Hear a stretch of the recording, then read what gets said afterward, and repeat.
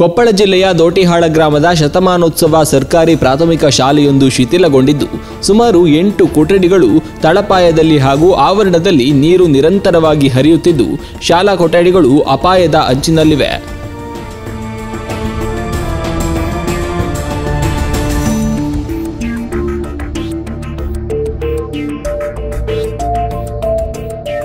Sir, ನಾನು ಮಲ್ಲಪ್ಪ ಕಿರ್ಗೆ ಅಂತ ಸರ್ಕಾರಿ ಮಾದರಿ ಪ್ರಾಥಮಿಕ ಶಾಲೆ ದೋಟಿಯಾಳದಲ್ಲಿ ಪ್ರಭಾರಿ ಮುಖ್ಯಗಳಾಗಿ ಕೆಲಸವನ್ನು ನಿರ್ವಹಿಸ್ತಾ ಇದ್ದೀನಿ. ಜೊತೆಗೆ ಏನಪ್ಪಾ ಅಂತಂದ್ರೆ ಈಗ ಸತತವಾಗಿ ನಿರಂತರವಾಗಿ ಸುಮಾರು ಒಂದು 15-20 ದಿನಗಳಿಂದ ನಿರಂತರ ಮಳೆ ಬರ್ತಾ ಇದರಿಂದಾಗಿ ಶಾಲೆಯ ಇಲ್ಲಿ ಹಳೆಯ ಕೊಠಡಿಗಳು ಏನದಾವು, ಹಳೆ ಕೊಠಡಿಗಳ ಒಂದು ತಳಪಾಯದಿಂದ ನೀರು ಬಸಿತಾ ಇರತಕ್ಕಂಥದ್ದು. ಯಾಕಂತಂದ್ರ ಅಲ್ಲೇ ಬೇರೆ ಕಡೆ ತೋಟದಾಗ ನೋಡಿದ್ರಪ್ಪ ಅಂದ್ರೆ ತೋಟದಲ್ಲಿ ಕಂಪ್ಲೀಟ್ ಆಗಿ ನೀರು ಇರ್ತಿದ್ವು. ಹೀಗಾಗಿ ಎಲ್ಲಾ ಮೊಣಕಾಲವರೆಗೂ ಸಹಿತವಾಗಿ ಶಾಲಾ ಕೊಠಡಿ ನಿಂತ್ಕೊಂಡಿದ್ದಕ್ಕಾಗಿ ನಾವು ಏನ್ ಮಾಡಿದ್ವಿ, ಇಲ್ಲಿ ಎಲ್ಲಾ ಕೊಠಡಿಗಳನ್ನ ಪರೀಕ್ಷೆ ಮಾಡಿಕೊಂಡು ನಾವು ಈಗಾಗಲೇ ಪಂಚಾಯತಿಯವರಿಗೆ ಮತ್ತು ಇಂಜಿನಿಯರ್ಗಳಿಗೆ ಸಹಿತವಾಗಿ ಮಾಹಿತಿ ಕೊಟ್ಟಿದ್ವಿ. ಪರ್ಯಾಯವಾಗಿ ಏನ್ ಮಾಡಿದ್ರ ಅಂತ ಗ್ರಾಮ ಪಂಚಾಯತಿಗೆ ಒಂದು ಮಾಹಿತಿ ಕೊಟ್ಟಾಗ ಅವರು JCB ಇಂದ ನೀರ್ ಇರ್ತಕ್ಕಂಥದ್ದನ್ನ ಒಳಗೆ ಹೋಗ್ತಕ್ಕಂಥ ಕೆಲಸ ಮಾಡಿದ್ರು. ಬಟ್ ಆದ್ರೂ ಸಹಿತವಾಗಿ ಕಂಟಿನ್ಯೂಸ್ ಆಗಿ ಇಲ್ಲಿ ನೀರುಗಳು ಏನಾಗ್ತಿದಾವೆ, ಬಿಲ್ಡಿಂಗ್ ಒಳಗಡೆ ಆಗ್ಬಿಡ್ತವೆ. ಹೀಗಾಗಿ ನಾವು ದಿನಾಂಕ ಒಂದು ಶಾಲೆ ದಸರಾ ರಸ ಹಬ್ಬಕ್ಕಿಂತ ಪೂರ್ವದಲ್ಲಿ ಆ ಎಲ್ಲಾ ಬಿಲ್ಡಿಂಗ್ಗಳಿಗೂ ಸಹಿತವಾಗಿ ನಿಷೇಧಿತ ಪ್ರದೇಶ ಅಂತ ಮಾಡ್ಕೊಂಡು ಆ ಒಂದು ಕೆಂಪು ಪಟ್ಟಿಯನ್ನು ಹಾಕಿ ಯಾವುದೇ ಕಾರಣಕ್ಕೂ ಯಾವುದೇ ಸಾರ್ವಜನಿಕರಾಗಿರ್ಬೋದು, ಶಾಲಾ ಮಕ್ಕಳಾಗಿರ್ಬೋದು, ಯಾವುದೇ ಕಾರಣಕ್ಕೂ ಅಲ್ಲಿ ಹೋಗಬಾರ್ದು ಅನ್ನೋ ದೃಷ್ಟಿಯಿಂದ ನಾವು ಆ ಪಟ್ಟಿಯನ್ನು ಹಾಕಿದೀವಿ.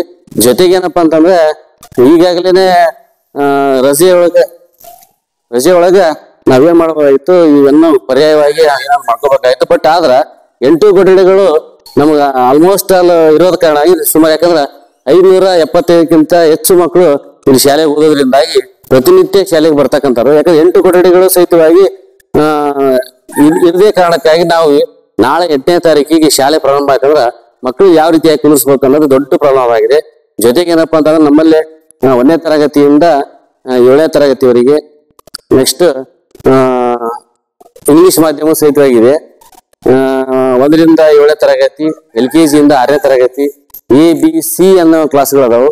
ಬಟ್ ಆದ್ರ ಇರ್ತಕ್ಕಂಥ ಇಲ್ಲಿ 8-10 ಕೊಠಡಿಗಳು ಮಾತ್ರ ಬಹಳಷ್ಟು ಚೆನ್ನಾಗಿದ್ದಾವೆ. ಅದನ್ನ ಬಿಟ್ರಪ್ಪ ಅಂದ್ರೆ ಈ ಗ್ರೌಂಡ್ ಸಹಿತವಾಗಿ ಸಂಪೂರ್ಣವಾಗಿ ಯಾವುದೇ ಕಾರಣಕ್ಕೂ ನಡೆಯಕ್ ಬರಲಾರ್ದಷ್ಟು ವ್ಯತ್ಯಾಸ ಆಗೈತೆ. ಜೊತೆಗೆ ಏನಪ್ಪಾ ಅಂತಂದ್ರೆ ಈ ಬಿಲ್ಡಿಂಗ್ ನಿರಂತರವಾಗಿ ನೀರು ಹರಿತಾ ಇದೆ. ಹೀಗಾಗಿ ನಾನು ಈಗಾಗಲೇ ಮೇಲಾಧಿಕಾರಿಗಳ ಗಮನಕ್ಕೆ ತಗೊಂಡಿದ್ದೀನಿ, ಗ್ರಾಮ ಪಂಚಾಯತ್ ಗಮನಕ್ಕೆ ತಗೊಂಡಿದ್ದೀನಿ. ನಂತರ ಕುಷ್ಟಗಿ ಡೆಮಾಲಿಷ್ ಮಾಡ್ತಕ್ಕಂಥ ತಾಂತ್ರಿಕ ಇಂಜಿನಿಯರ್ ಸಹಿತ ಮಾಹಿತಿ ಕೊಟ್ಟಿದ್ವಿ, ತಾಲೂಕ್ ಪಂಚಾಯತಿಯವರಿಗೆ ಮಾಹಿತಿ ಕೊಟ್ಟಿದ್ವಿ. ಆದ್ರೂ ಸಹಿತವಾಗಿ ನಮ್ಮ ಗ್ರಾಮ ಪಂಚಾಯತಿಯ ಕೆಲವಷ್ಟು ಶಿಕ್ಷಣ ಆಸಕ್ತರಿಗೂ ಸಹಿತವಾಗಿ ನಾನು ಮಾಹಿತಿಯನ್ನ ಕೊಟ್ಟಿದ್ದೀನಿ. ಆದ್ರೂ ಸಹಿತವಾಗಿ ಇದುವರೆಗೂ ಸಹಿತವಾಗಿ ತಾವು ನೋಡ್ತಾ ಇದ್ದೀರಿ ಯಾವ ರೀತಿಯಾಗಿ ನಡೀತಾ ಇದೆ ಅಂತಂದು. ನಂತರದಲ್ಲಿ ಏನಪ್ಪಾ ಅಂದ್ರೆ ನಮಗೆ ಈಗ ಇಂಪಾರ್ಟೆಂಟ್ ಅಂದ್ರೆ ನಾಳೆ 8ನೇ ತಾರೀಕು ಬಂದ್ರಪ್ಪ ಅಂದ್ರೆ ಯಾವ ರೀತಿಯಾಗಿ ಮಕ್ಕಳು ಕೂಡಿಸ್ಬೇಕು ಅನ್ನೋದ್ರ ಬಗ್ಗೆ ನಾ ಈಗಾಗಲೇ BOಗೆ 2 ಸತಿ ಫೋನ್ ಹಚ್ಚಿದ್ದೀನಿ. ಅವರು ಸಹಿತವಾಗಿ ನಮ್ಮ ಗಣತಿ ಕಾರಣದಿಂದಾಗಿ ನಾನು ಬರಕ್ಕಾಗಲ್ಲ, ಬರ್ತೀನಿ ಅಂತ ಹೇಳಿದ್ರೆ. ಜೊತೆಗೆ ಇದಕ್ಕೆ ಪರಿಹಾರವಾಗಿ ಏನ್ ಮಾಡ್ಬೇಕು ಅನ್ನೋದ್ರ ಬಗ್ಗೆ ನನಗೆ ತೋರಿಸಿದಾಗೈತೆ.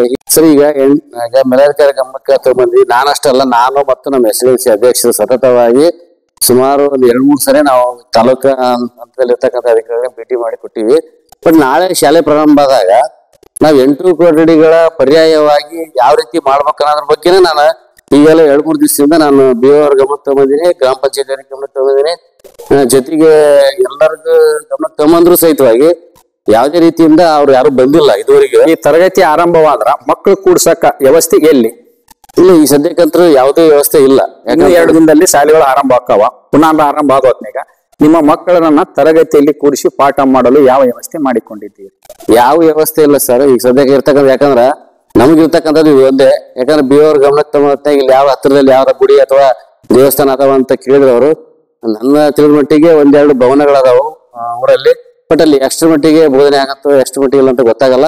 ಬಟ್ ಆದ್ರೆ BO ಇವತ್ತು ಅಥವಾ ನಾಳೆ ಬಂದು ಶಾಲೆಗೆ ವಿಸಿಟ್ ಕೊಟ್ಟು ಅವ್ರು ಯಾವ ರೀತಿಯಾಗಿ ಮಾರ್ಗದರ್ಶನ ಮಾಡ್ತಾರೆ ಆ ರೀತಿಯಾಗಿ ನಾನು ನೋಡ್ಕೊಂತೀನಿ. ಈಗ ಹಿರಿಯ ಅಧಿಕಾರಿಗಳು ಬೇರೆ ವ್ಯವಸ್ಥೆ ಮಾಡಿಕೊಳ್ಳಿ, ದೇವಸ್ಥಾನ ಭವನಗಳನ್ನ ನೋಡಿಕೊಳ್ಳಿ ಅಂತ ಗಮನಕ್ಕಾಗಲೇ ತಂದಿದ್ದಾರೆ ತಮಗೆ? ಮೌಖಿಕವಾಗಿ ಅದವಾಗಿಲ್ಲೋ ಅನ್ನೋದ್ರ ಬಗ್ಗೆ ಗಮನ ಏನ್ ಮಾಡ್ರೆ ಕೇಳ್ಕೊಂಡ್ರೆ ಫೋನ್ಯಾಗ.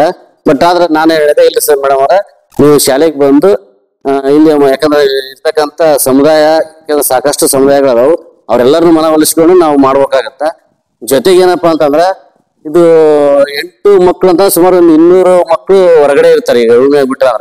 ಆ 200 ಮಕ್ಕಳಿಗೆ ಯಾವ ರೀತಿ ಕೂರಿಸ್ಬೇಕು ಅನ್ನೋದ್ರ ಬಗ್ಗೆ ಮೇಲಾಧಿಕಾರಿಗಳ ಮಾರ್ಗದರ್ಶನ ಅಂತ ನಾನು ನೋಡ್ಬೋದು. 8 ರೂಮು ಎಲ್ಲ ಶಿಥಿಲಗೊಂಡವ್ರಿ, ನೀರು ನಿಂತಾವ.